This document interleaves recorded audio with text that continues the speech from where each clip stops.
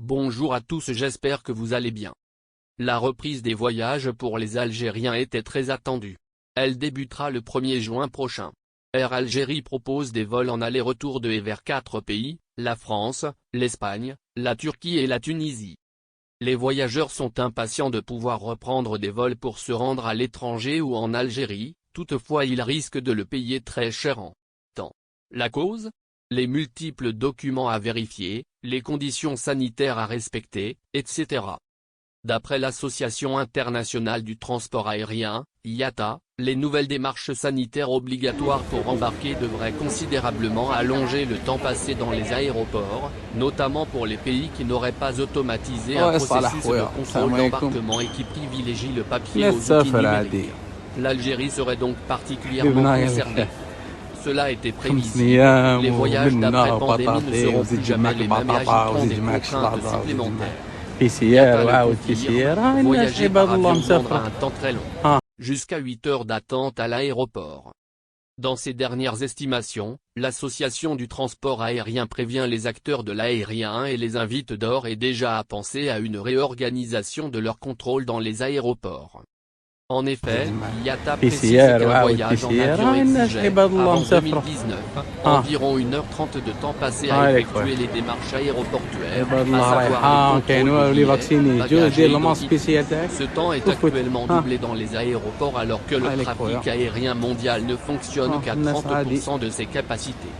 En effet, la vérification des preuves de bonne santé, telles que les tests PCR ainsi que les formulaires de suivi spécifiques demandés par chaque pays ou encore la vérification des réservations d'hôtels a significativement allongé les délais de passage de chaque voyageur. Au vu de ces données, IATA prévoit un temps à l'aéroport qui passerait dans un premier temps à 5,5 heures lorsque le trafic reprendra à 75% et jusqu'à 8 heures par trajet lorsqu'il reprendra à 100%. Des heures à rajouter à la durée de vol. Ces statistiques pourraient être réelles dans le cas où les pays n'amélioreraient pas le processus de voyage au niveau des aéroports. Cela pourrait arriver très vite car l'association prévoit dès cette année le retour de la moitié des vols habituellement opérés. L'Algérie est-elle prête à gérer l'afflux de voyageurs ? Afin d'éviter les débordements et les crises suscitées par la perte de patience, IATA préconise de numériser les processus, notamment en adoptant un modèle de passeport sanitaire. Beaucoup de pays s'y sont déjà attelés, notamment ceux de l'Union européenne qui prévoient de le mettre en place dès cet été.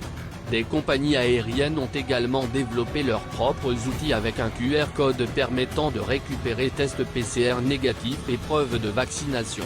Mais l'Algérie qui relance à peine quelques vols vers l'étranger ne semble pas prendre cette contrainte en compte.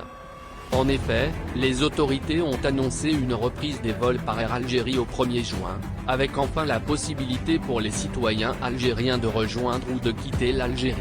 Ces voyages seront conditionnés à la présentation de nombreux documents comme un test PCR négatif ou encore la preuve d'achat d'un séjour pour une quarantaine dans un hôtel agréé.